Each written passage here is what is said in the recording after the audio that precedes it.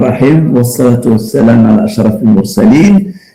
Alors, tout d'abord, je remercie nos chers professeurs, professeur Messour Abdullah, Sikamal Bilhaj et bien aussi d'autres qui ont été un petit peu derrière l'organisation de cette conférence.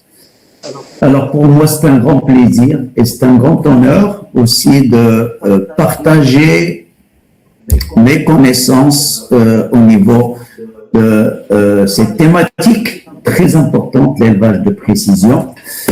Et bon, comme ça a été déjà dit, moi je suis consultant senior auprès de pas mal d'organismes internationaux et tous mes derniers travaux sont avec l'université Ibn Tufayl, avec des projets européens sur toujours la même thématique. Donc, on va traiter les principes, les définitions et les perspectives d'adoption par les élevages de ces des outils technologiques. Et surtout, c'est une connexion des élevages au service de la performance et la durabilité. Bien. Donc, on va voir... on va d'abord commencer par, disons, parler des nouvelles technologies et la révolution numérique en agriculture de précision, parce que c'est là où ça a démarré. Pour aborder après, quels sont les outils connectés développés pour les ruminants, pour le bovin, l'ovin, caprin, toujours au service de l'éleveur. Pour attaquer notre sujet principal, c'est l'élevage de précision chez le bovin laitier. Et à titre d'information, moi je suis très spécialiste dans le vin laitier, sur lequel j'ai travaillé presque toute ma carrière parce que je suis un ancien de l'office durable et c'est un périmètre qui est laitier. Et c'est là où j'ai travaillé pendant 24 ans. Après, comme il avait dit, j'ai travaillé avec l'Association nationale des éleveurs de bovins, la fédération, etc. Et après, on attaquera les principales technologies qui sont au service d'élevage de précision. Pour terminer, bien entendu, comme notre environnement, c'est la recherche, les études, etc., pour voir au Maroc quelles sont les études qui sont menées dans ce domaine. Alors, définition des principes et avantages de l'agriculture de précision. Alors, tout d'abord, le principe, donc c'est l'utilisation de nouvelles technologies. Pourquoi? Alors, pour augmenter les rendements d'une parcelle, donc les performances, optimiser le travail des agriculteurs et réduire essentiellement la consommation d'énergie, d'eau et d'intrants. Alors, en quelque sorte, l'adage, c'est produire plus avec moins de ressources, moins d'eau, moins d'intrants et surtout avec des pratiques qui sont respectueuses de l'environnement. Alors, pour ce faire, l'agriculture de précision, elle se base sur des moyens d'observation. C'est les satellites, et vous savez très bien que là, l'agriculture de précision, elle exploite les images satellitaires. C'est pour avoir des données sur nos parcelles. C'est à travers les indices de végétation. Alors, on peut avoir, disons, les données sur l'humidité du sol, sur la santé aussi de la plante et sur le stress hydrique et thermique. Il y a aussi, bien entendu, l'utilisation de capteurs. Et c'est des capteurs surtout qu'on utilise en agriculture de précision, c'est des capteurs au niveau du sol, c'est pour, disons, détecter, l'humidité du sol et ça nous permet de piloter l'irrigation, c'est ce qu'on appelle l'irrigation de précision. Il y a aussi l'utilisation des drones et les drones, donc c'est à double fin, il y a les drones pour les traitements phytosanitaires et là, ils jouent un rôle très important dans l'agriculture. Et puis, il y a aussi les stations météo connectées. Alors, soit dans une ferme ou plus haut, ou à travers les satellites qu'on peut connecter tout ça. C'est pour piloter l'agriculture. Bien entendu, dans ce domaine, il y a eu développement d'applications web et puis maintenant de plus en plus sur le téléphone, le smartphone, qui permet de traiter la data agricole et de piloter. Ou de manager l'agriculture. Alors, l'intérêt environnemental de l'agriculture de précision est important parce qu'il permet d'optimiser la gestion de l'eau, du sol et des intrants. Et il permet un traitement localisé, alors que ce soit pour l'irrigation, en apportant les doses qu'il faut selon les besoins, les doses, je parle là d'irrigation, oui, et aussi pour les traitements phytosanitaires. Bien, alors quels sont les avantages clés de l'agriculture de précision? D'abord, ça permet une performance hors environnementale. C'est comme je viens de dire, la réduction des intrants. La préservation des ressources en général, que ce soit l'eau, le sol et surtout aussi les nappes phréatiques. Ça permet de préserver la santé des cultures et bien entendu, on a là une efficience opérationnelle parce que c'est une surveillance 24 heures chaque jour pendant 7 jours à travers bien sûr l'imagerie satellitaire, les capteurs, etc. On peut piloter à distance l'irrigation, la fertilisation et même le suivi des maladies. Et bien entendu, tout ça, c'est au service de la résilience et de la durabilité. Bien entendu, il y a une certaine rentabilité et qualité qui est engendrée. Bien, maintenant, on va parler de l'élevage de précision. Alors, quels sont les principes et les avantages? Alors, à travers ce schéma, on peut visualiser un petit peu dans une ferme quels sont les différents dispositifs qui sont connectés. Alors, tout d'abord, on commence par l'aspect gestion de troupeaux et l'identification.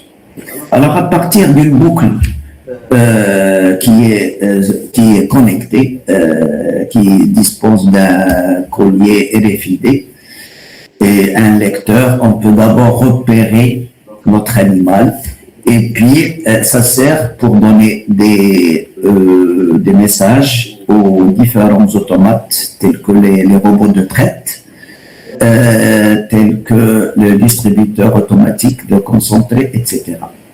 Bien, il y a aussi un aspect important, c'est celui de gérer la santé et la reproduction.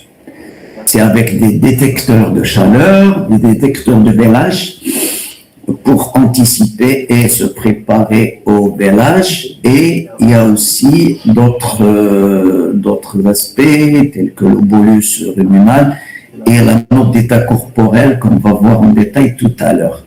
Il y a aussi un aspect sur l'alimentation des fourrages.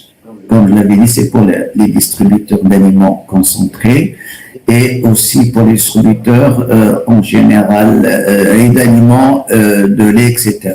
Bien, il y a aussi un aspect important, c'est celui de connecter les salles de traite en disposant de compteurs à lait intelligents et en même temps en analysant le lait pour avoir des paramètres de gestion tels que le taux butureux, le taux protéique, les cellules somatiques et puis d'autres analyses qui nous permettent de gérer le troupeau. Alors, il y a aussi un aspect important, c'est celui des bâtiments et surveillance en disposant de caméras de surveillance. Il y a aussi des capteurs d'ambiance, de température, d'hygrométrie qui nous permettent de gérer l'ambiance à l'intérieur pour éviter tout stress hydrique, tout stress, thermique. Il y a aussi la géolocalisation. Alors, tout ça aussi, ça a permis au niveau de l'élevage de précision de développer des logiciels qui permettent de gérer le troupeau, les cultures et les prairies à l'extérieur Alors, il y a aussi un aspect important, c'est les animaux qui pâturent, alors qui sortent à l'extérieur, c'est-à-dire surtout pour l'élevage extensif. En disposant de colis GPS, on peut les suivre à distance, suivre leur santé, et puis on peut même installer ce qu'on appelle les clôtures virtuelles pour gérer les parcelles de pâturage. Bien. Alors, quels sont les outils qui sont développés chez les ruminants? Alors, on voit tout d'abord au niveau des bovins, il y a sur le marché un tas de capteurs qui sont disponibles sur le marché. On va voir ça tout à l'heure en détail. Sur les ovaires aussi, on a développé quelques capteurs et sur le caprin également. Alors, passons, il y a aussi l'élevage de précision. Alors, elle a quand même profité aussi de tout ce qu'on appelle de toute la robotisation. On voit des robots de traite qui traitent automatiquement les vaches. Il y a aussi des robots d'alimentation. Il y a aussi des robots de nettoyage de lisier, de fumée, etc. Et puis, il y a les robots repousse-forage. Alors, maintenant, entrons dans la définition et les principes de l'élevage bovin laitier de précision. Alors, l'approche de l'élevage de précision, elle débute d'abord par l'observation de l'animal. Par l'observation de l'animal. Alors, l'animal, là, il est bouclé, donc avec une boucle RFID, donc c'est radiofréquence, et avec puce électronique, c'est ce qui nous permet de faire un suivi continu de cet animal en temps réel. Bien entendu, cet animal, alors en place des capteurs ou des technologies stationnaires sur l'animal ou sur les équipements, et c'est ce qui nous donne, ça génère les données, c'est la source de données massives, et ça génère une big data, et à travers l'analyse de ces données, on arrive, et les traitements bien sûr avec des modèles prédictifs, donc, et des algorithmes qu'on développe. Et dans ce domaine, l'intelligence artificielle, elle joue aussi son rôle. C'est pour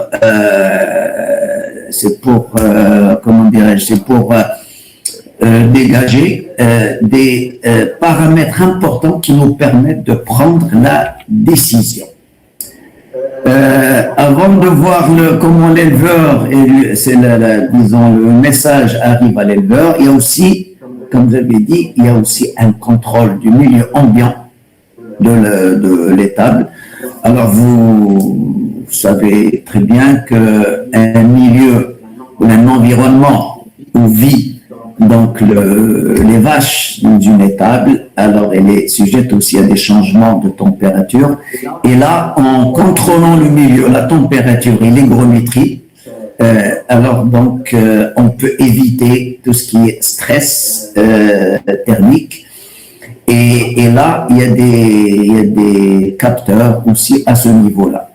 Alors, tout ça, c'est pour permettre à notre éleveur et l'aider à prendre des décisions et d'intervenir au niveau de la gestion de son étable.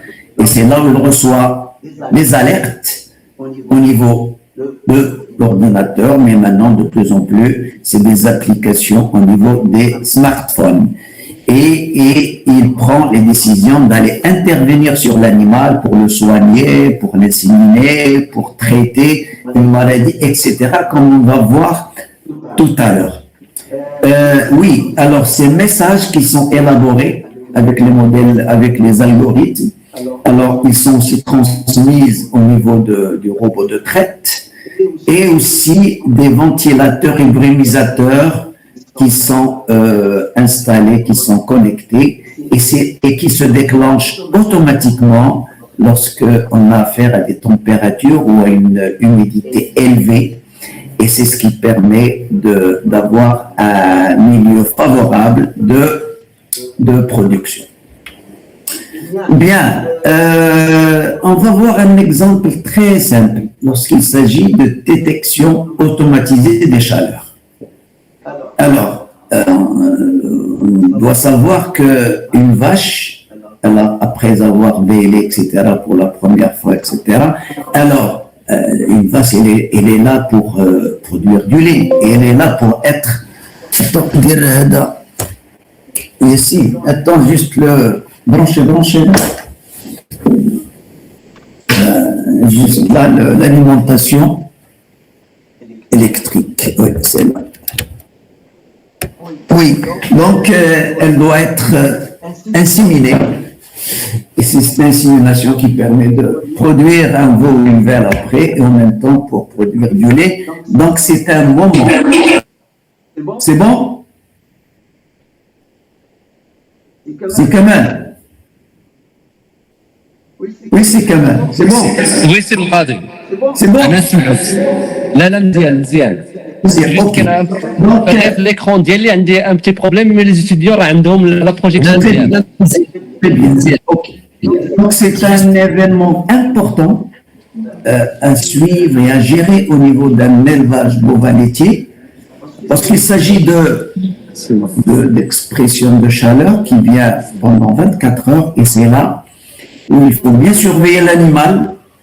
C'est pour détecter cette chaleur et décider de l'inséminer.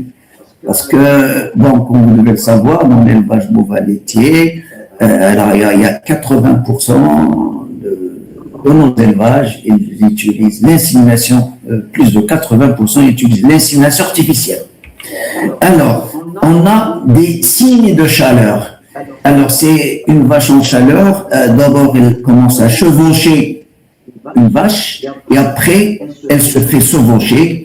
Et c'est là où il y a l'intérêt d'un capteur d'activité, alors qui permet d'envoyer une alerte dans le smartphone de l'éleveur pour lui dire que telle vache elle est en chaleur parce qu'on l'a repéré à partir de son activité physique et là l'éleveur il peut aller voir cette vache s'il est vraiment en chaleur et puis il insémine bien sûr lorsqu'il s'agit d'un petit troupeau de 10, 15, 20, mais lorsqu'il s'agit quand même des troupeaux moyens ou de grands troupeaux, là on va directement les présenter à l'inséminateur.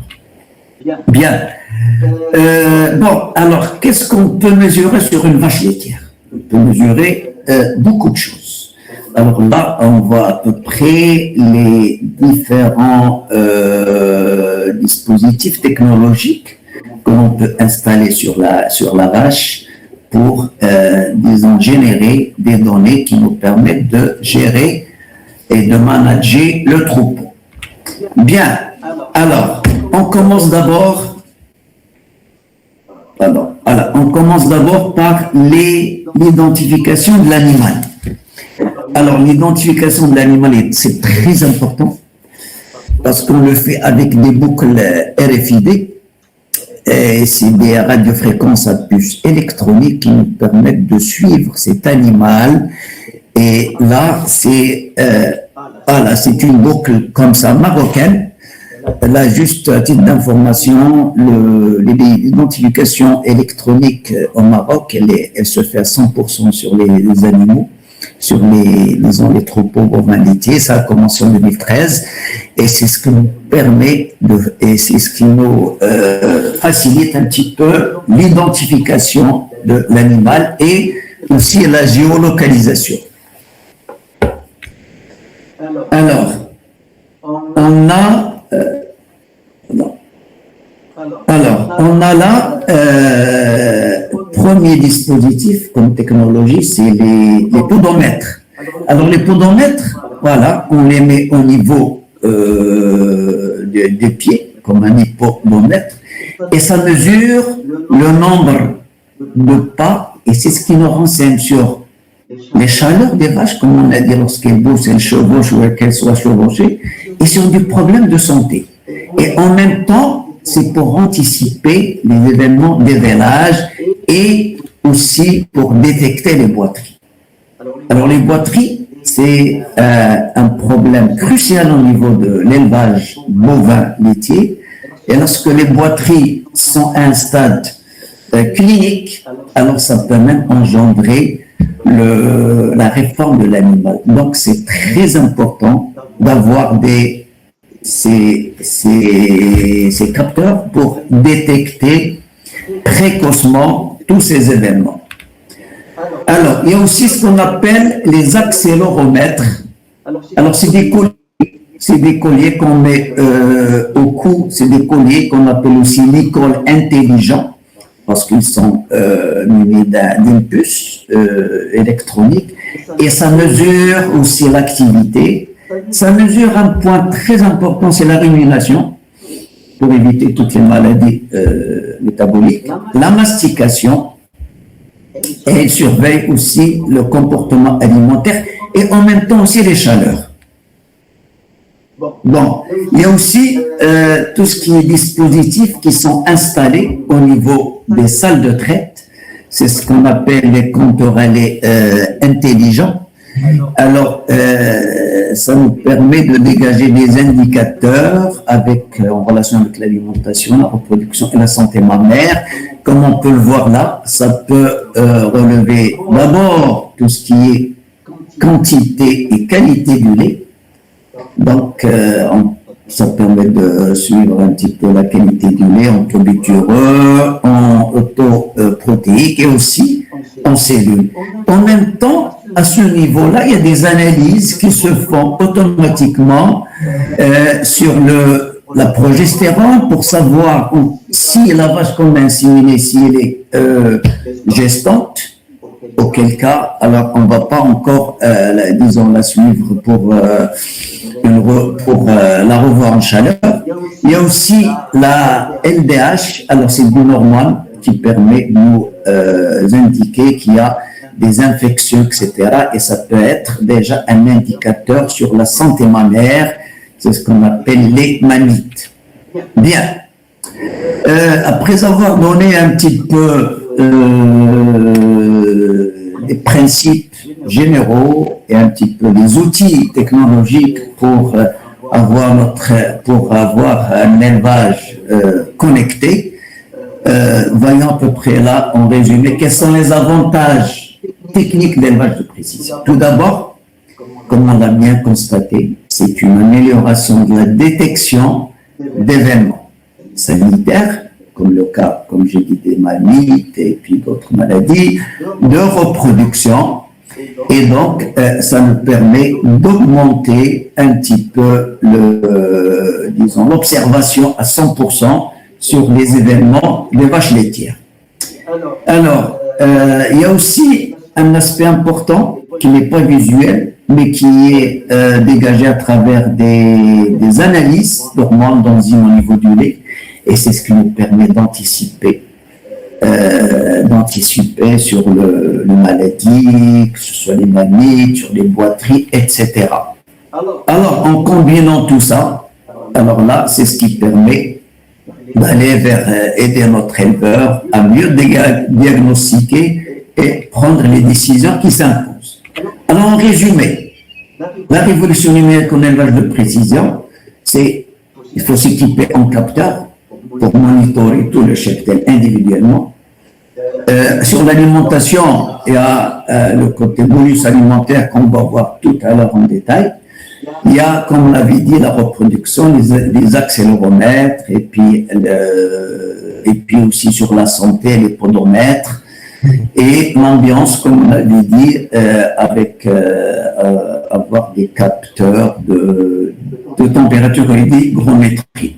Alors tout ça, bien sûr, il est analysé et avec bien sûr toute l'intelligence artificielle et puis le machine learning, etc.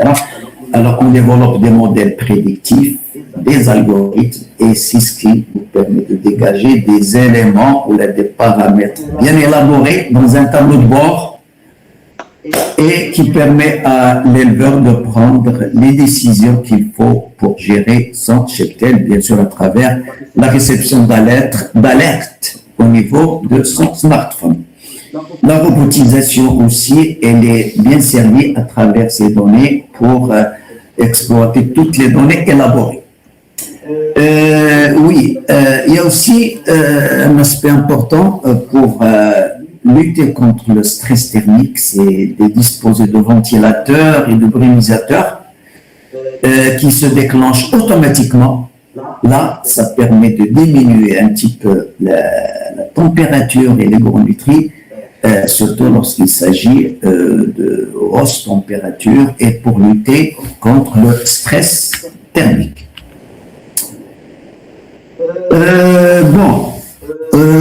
Alors au niveau aussi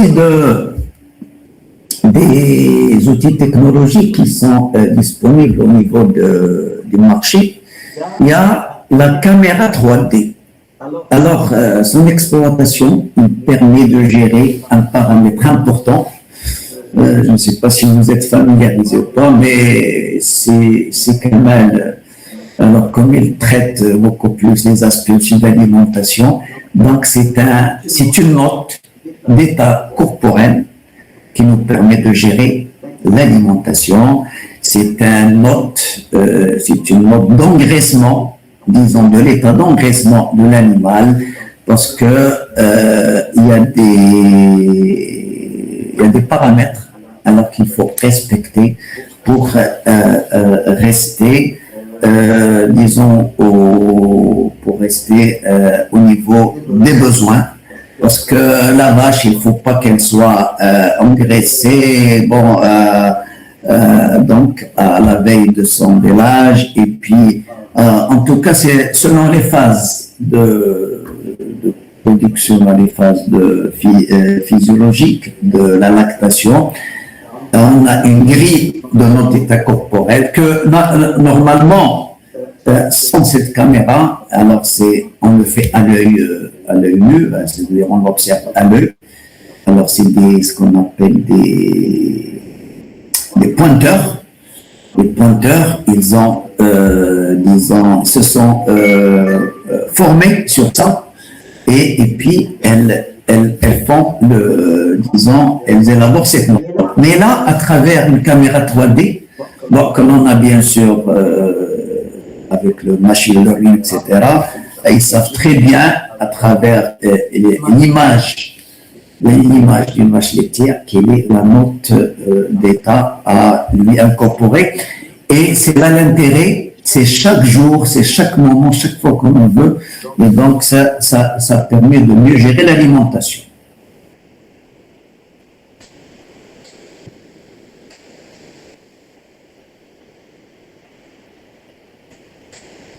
Bien, on passe à notre dispositif qui est des caméras, mais cette fois-ci, c'est des caméras de vidéosurveillance qui couplées à l'intelligence artificielle.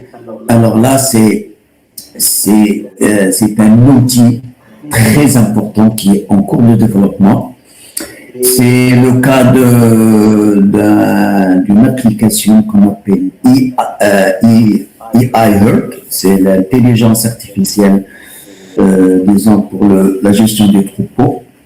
Et c'est une technologie qui est bien élaborée et qui se veut une technologie sans capteur.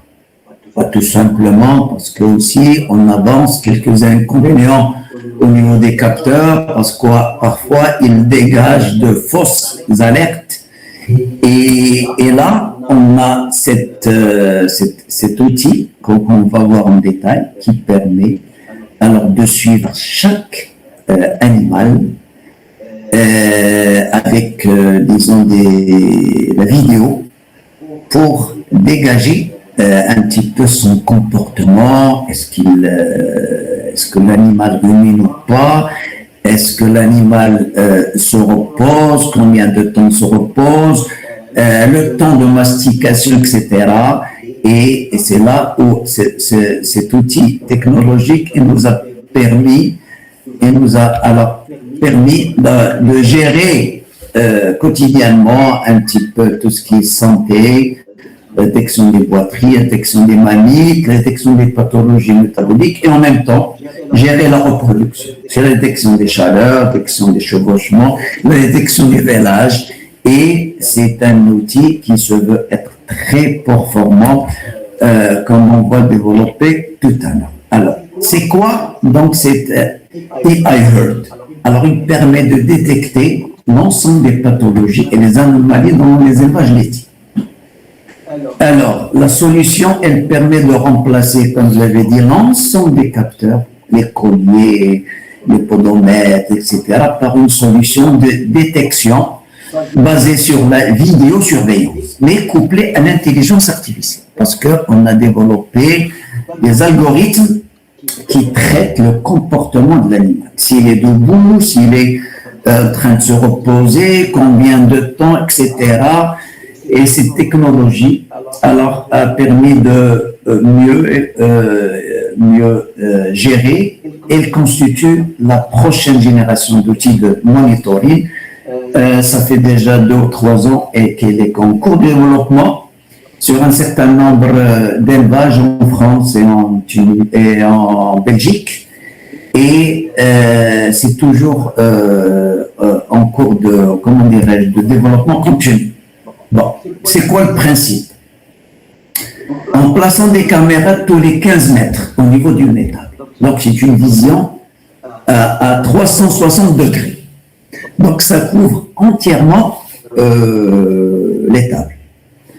On peut commander le suivi d'un animal à l'écran pour le garder à l'œil parce qu'il est déjà bouclé, comme on avait dit, avec une volée électronique. On peut enregistrer les endroits que l'on veut surveiller de plus, ça peut être au niveau du robot pour voir si les vaches y vont toutes, ça peut être au niveau du box de soins, au niveau des l'aires ou le local de vélage, alors l'alimentation, le couchage, etc.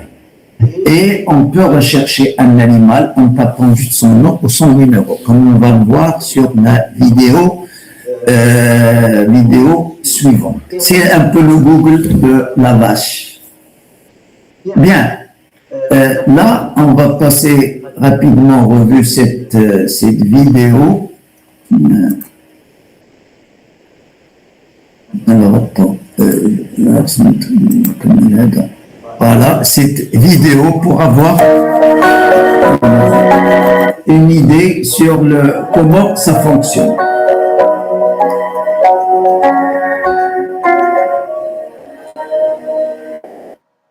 Donc on voit, pardon.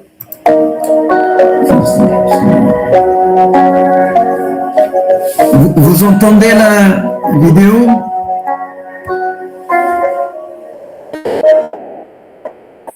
Donc on voit là des caméras de vidéosurveillance, alors qui sont plantées haut, et comme je l'avais déjà dit, on les place à 15 mètres, chaque 15 mètres au niveau de l'étable, c'est pour essayer d'avoir une couverture totale. Et c'est ce qui nous permet de détecter les chaleurs avec le chevauchement. Une vache, si elle ne marche pas comme il faut, donc c'est détecter précocement les boiteries, c'est vraiment dans le début. Et c'est ce qui est important. La même chose pour les mammites. La rumination et aussi les vélages dystociques lorsqu'il y a un vélage difficile. Et alors donc on reçoit, disons, l'alerte, c'est pour essayer d'aller surveiller et éventuellement intervenir et appeler peut-être le vétérinaire pour assister l'éleveur au vélage. Et la gestion du stress thermique et du stress et la déstress respiratoire.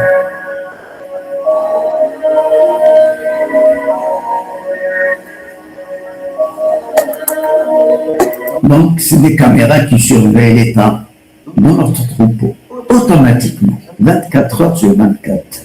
Alors, jour et nuit.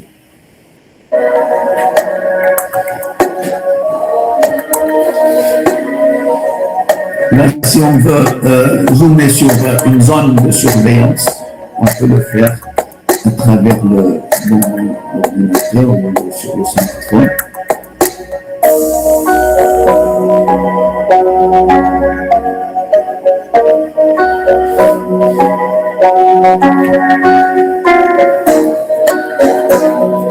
Là, pour suivre un petit peu l'alimentation.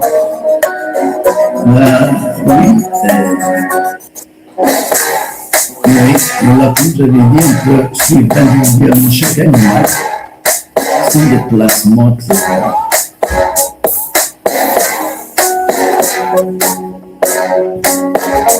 Donc là, on dit qu'à travers cette technologie, on peut oublier les colliers connectés. Et aussi le recours chaque fois à l'expertise du vétérinaire.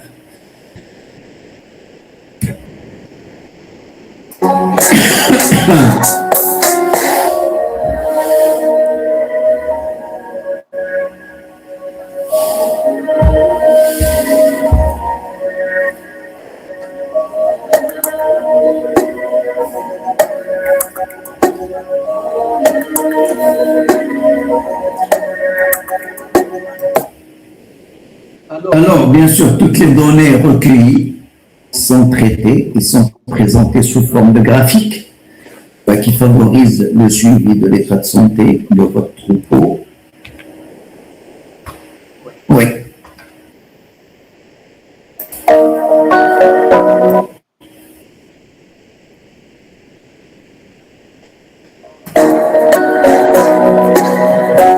Donc là, on dit que ce dispositif, c'est un petit peu lait augmenté de l'éleveur.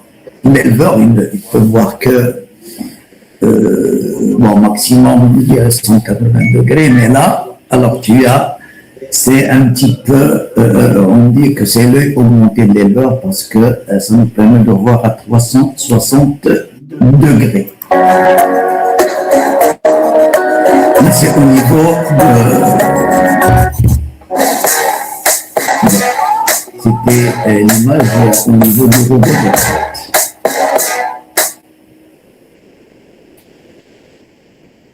Ça va, c'est Kamal, c'est Abla. Je ne vous entends pas. C'est bon? Je n'ai pas encore terminé, juste pour savoir est-ce que tout va bien. C'est bon, ça marche très bien. Parfait, c'est بالقاضي. انا كنسمع مزيان سي جوست يعني كاين توجور ان بروبليم غير في الباسه ديالي مي تا لا با فريمون le content la présentation ils ont arrivé à vous suivre dès le début. Vous pouvez continuer. Merci, vous m'entendez bien alors. Ok.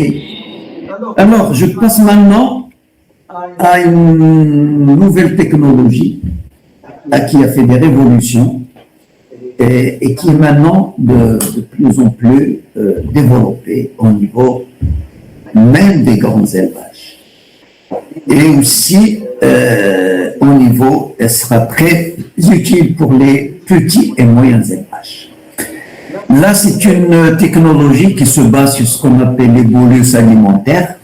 Alors, le bolus alimentaire, c'est un petit peu ce dispositif qui est très petit et qui est connecté. Et ça permet de gérer le troupeau. Alors, ces bolus, on les introduit une fois dans la vie productive d'une vache. Donc, dans l'estomac de la vache, et plus particulièrement, comme la vache elle a quatre estomacs,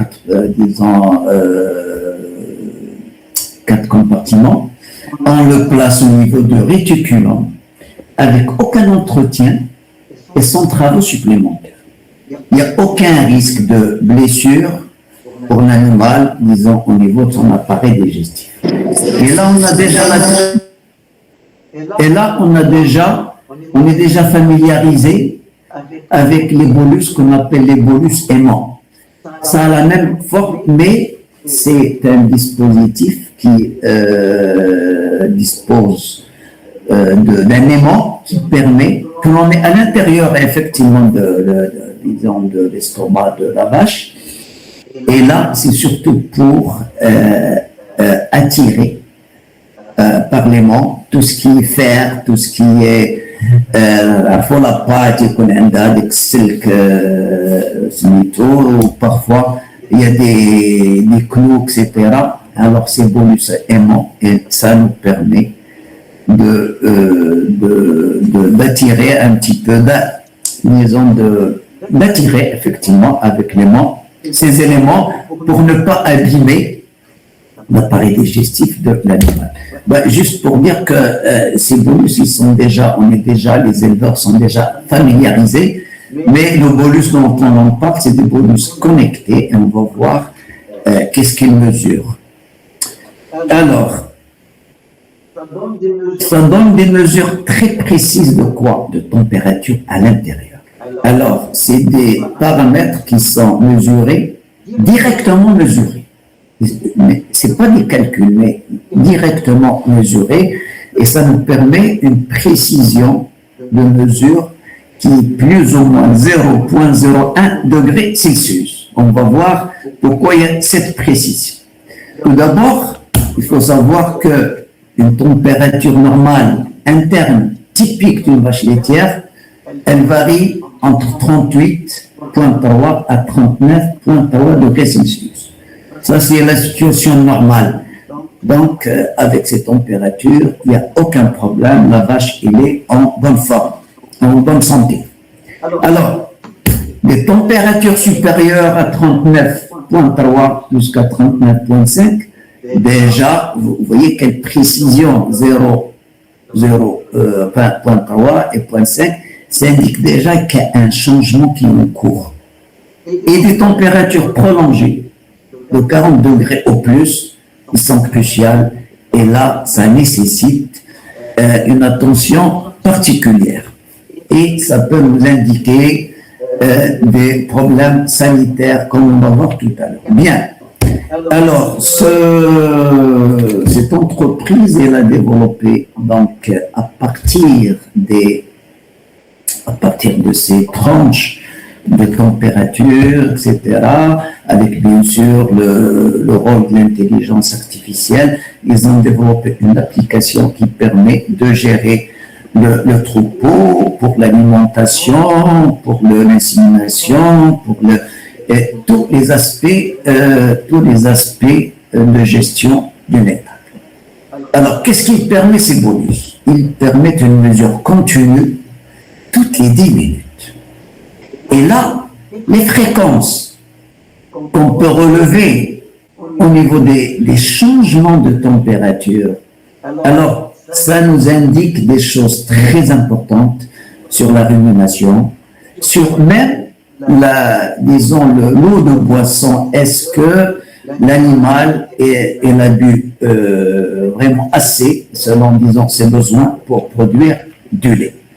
Et donc, c'est une application qui nous permet de détecter précocement à travers ces températures et aussi la rumination, de détecter les mammites, et là je parle surtout des mammites subcliniques, c'est-à-dire qu'on ne voit pas à l'œil.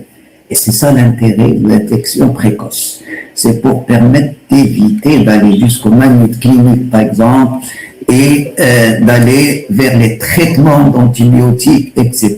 Et là, comme on le sait, c'est une perte de lait qu'on ne peut pas donc livrer parce qu'il est contaminé avec des antibiotiques.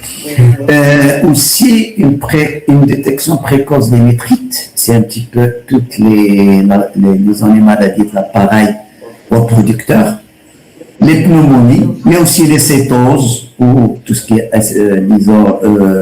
l'acidité au niveau des rumens, et aussi, très important, c'est les boiteries. Et c'est, comme on dit, c'est une détection précoce des boiteries, c'est le début. À l'œil nu, avec notre observateur ou celui des techniciens ou d'éleveurs, il ne peut pas vraiment détecter s'il y a un début de boiterie. Et là, Et c'est là l'intérêt d'une détection précoce de toutes ces maladies. Il y a aussi un aspect important, c'est la gestion de la reproduction. C'est la détection des chaleurs, c'est lorsqu'il y a une fertilité qui est perturbée et aussi s'il y a une détection d'avortement alors qu'il se prépare. Alors, ça nous permet de savoir aussi 15 heures à l'avance un vélage qui va se déclencher. Donc, ça nous permet de se préparer, d'être là présent pour intervenir au cas où. Et comment aussi se présente ce vélage? Savoir tout sur la fièvre du lait, c'est lorsqu'il y a donc un problème de calcium. S'il y a aussi un vélage ou jumellaire, parce que lorsqu'il s'agit de nouveaux, etc., qu'on va donc recevoir, alors c'est toute une gestion à être un petit peu anticipatif. Et bien sûr, la gestion de l'alimentation. Je passe à un autre aspect, c'est celui aussi de l'utilisation des drones. Bon, jusque-là, on sait que les drones, comme je l'avais déjà dit dans l'agriculture de précision, c'est surtout leur utilisation au niveau de l'agriculture de précision, comme je l'avais dit dans les traitements, et puis ici dans la collecte d'images. Au niveau de l'élevage, il y a aussi une utilisation très importante de ces drones. Ça commence il y a quelques années. C'est surtout pour localiser les animaux dans les pâturages qui sont éloignés et qu'on peut suivre à distance sans aller se déplacer. Là, il s'agit surtout des élevages extensifs.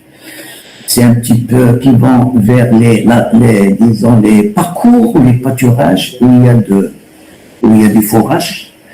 Et donc, ça concerne au Maroc, c'est des bovins allaitants, mais c'est surtout en France, mais aussi au Maroc, ça peut concerner les ovins et les caprins qui se déplacent vers des zones de transhumance pour l'alimentation.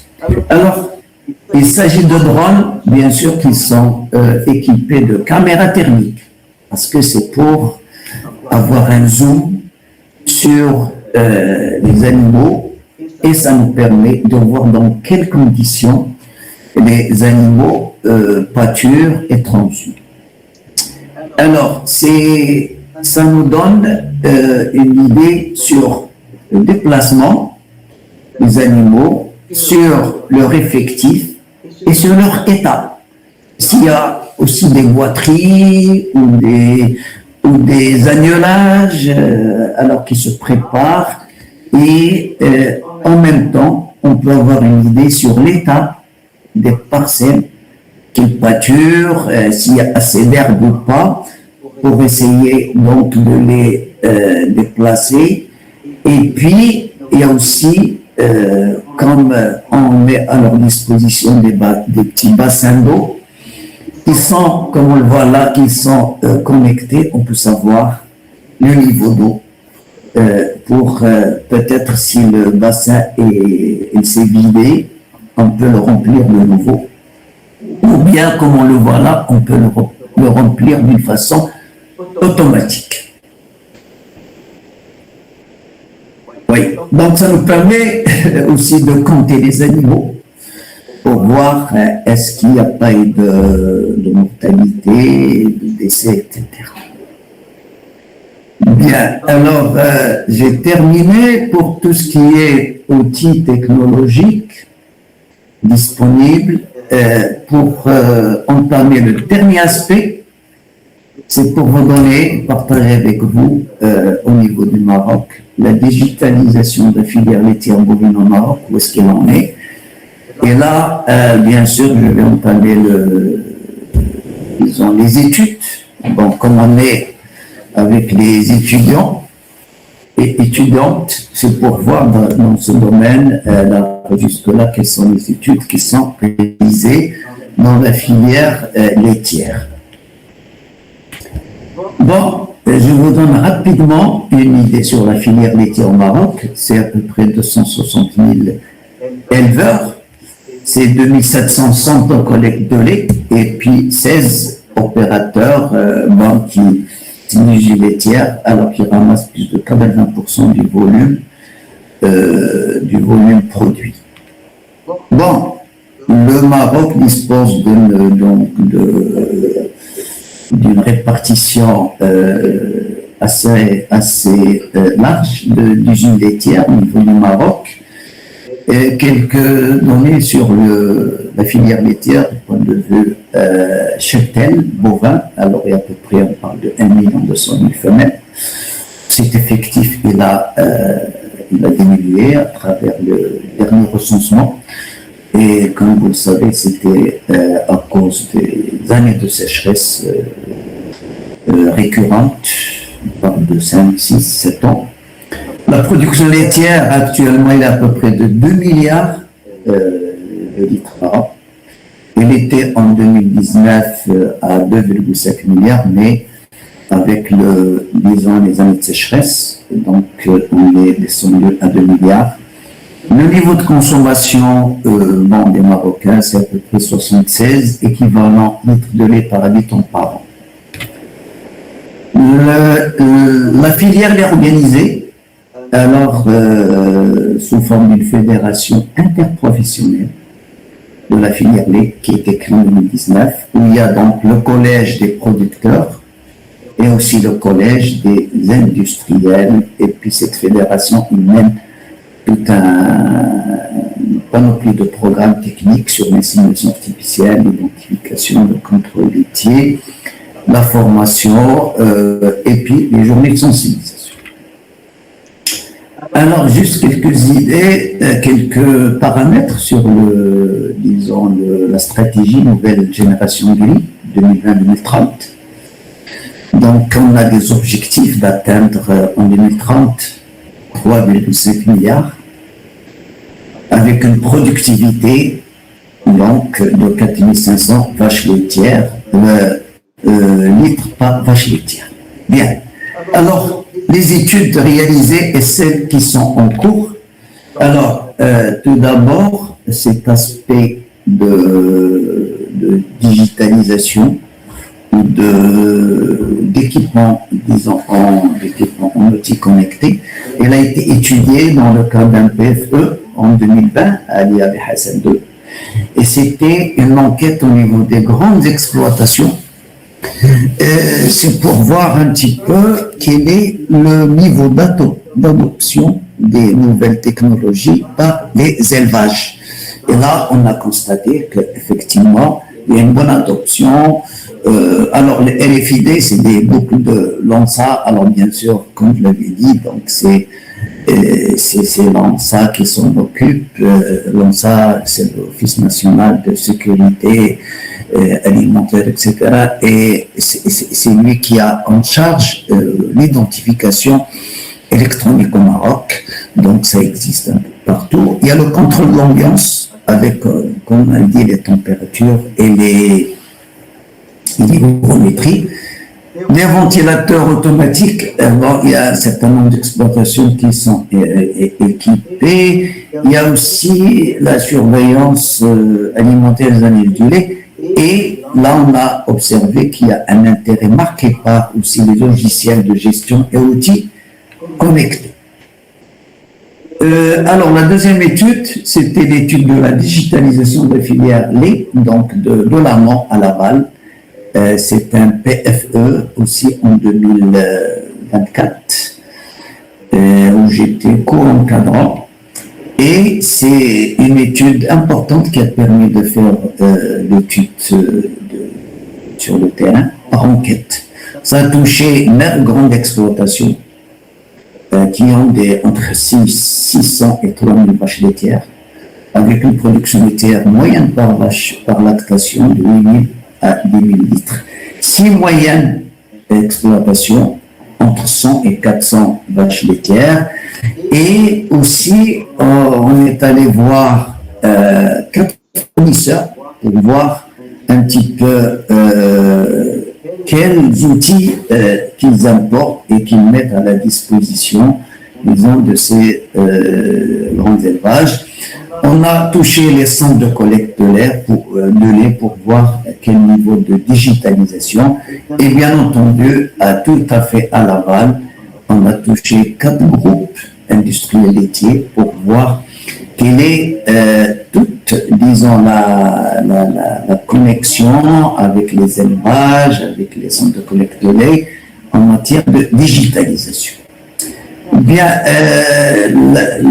alors au niveau des fermes, donc, on a relevé la présence assez forte de différents outils qu'on avait donc exposés, tels que les caméras de surveillance, les ventilations et les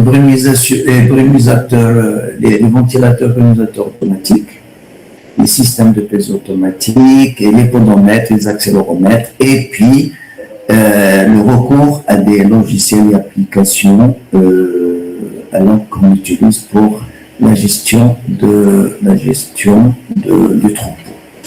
Bon, les fournisseurs de technologie, alors ils essaient de satisfaire les besoins de ces élevages en différents outils disponibles à l'étranger, bien sûr, jusque-là on produit rien, mais on l'espère avec la recherche, le développement, et avec le développement un petit peu de l'intelligence artificielle ici, de commencer à produire localement au Maroc, ne serait-ce que des capteurs, etc. Alors, les centres de collecte de lait, il y a un début de digitalisation, mais ce n'est pas tout à fait bien développé. Bien entendu, au niveau des huiles laitières, il y a beaucoup de dispositifs de digitalisation qui sont présents là. Alors, c'est pour gérer un petit peu le quotidien. Alors, la troisième étude, c'est celle qui est en 2025. Et ça a touché une dizaine d'exploitations moyennes et petites dans la région de Rabat, la région plutôt de Rabat, Salé et Kenitra. Alors, c'est des exploitations qui sont enquêtées et avoir leurs données pour que ce soit des fermes pilotes. C'est pour expérimenter les bolus alimentaires dont j'ai parlé tout à l'heure. C'est les bolus réticulaires de marque SMAC, SMAC Steak. Ce matériel est en cours d'acquisition et j'espère qu'on va cette année démarrer les expérimentations. Et c'est quelque chose qui peut être facilement applicable au niveau même des petits élevages pour gérer le troupeau. La dernière étude qui vient de démarrer, c'est avec le pôle digital de l'agriculture et l'observatoire de la sécheresse. C'est un pôle qui développe avec le ministère de l'Agriculture des solutions digitales pour améliorer en agriculture en général de précision, les performances. Cette étude, alors, elle vient de démarrer et ça concerne aussi la réalisation sur l'état et les opportunités de digitalisation des fermes, des petits, moyens et grands élevages. Là, on va toucher même les petits. Et l'exploration des solutions basées sur des capteurs pour suivre la conduite du troupeau et améliorer le transfert de technologies. Je termine avec les perspectives pour une filière résiliente et connectée. Bien sûr, l'État elle est là pour apporter aussi son soutien financier et l'accompagnement technique pour encourager les élevages à s'équiper en ces outils. Bien entendu, il faut développer des formations, encourager l'usage des capteurs, la blockchain et la traçabilité intelligente aussi par des subventions. Je termine par, toujours comme perspective, c'est que la Fédération interprofessionnelle du lait est en train de développer un système d'information qu'on appelle Simale. Il regroupe toutes les activités de la filière laitière. Donc, c'est un système, bon, Simale. Il est porté par le ministère de l'Agriculture, Maroc Lait, la Fédération, et aussi par l'ANSA.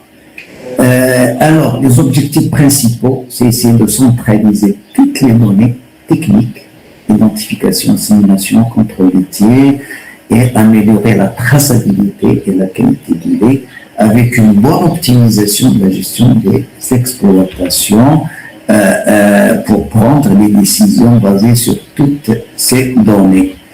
Alors, bon, beaucoup de fonctionnalités. C'est une plateforme qui se veut être ouverte au niveau de tous les intervenants de terrain, que ce soit les techniciens, alors inséminateurs, producteurs laitiers, les vétérinaires sur place. Et parmi les principaux avantages, c'est que ça permet toute cette base de données d'avoir une base génétique de toutes nos vaches laitières et permettre aussi de dégager ce qu'on appelle ou d'élaborer un pédigré.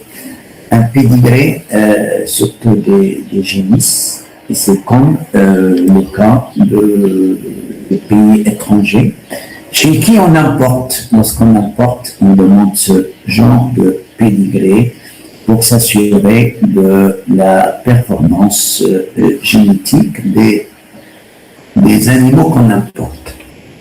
Et ça nous permet quand même d'avoir un marché génétique au Maroc et pour avoir des génisses que l'on ne vend pas au niveau de soi, mais plutôt d'avoir cette plateforme qui permet de choisir les animaux, les génisses disponibles pour la vente.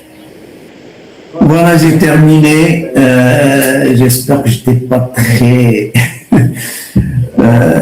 très long, mais j'ai essayé de partager avec vous un petit peu toutes les informations qui autour de cette thématique.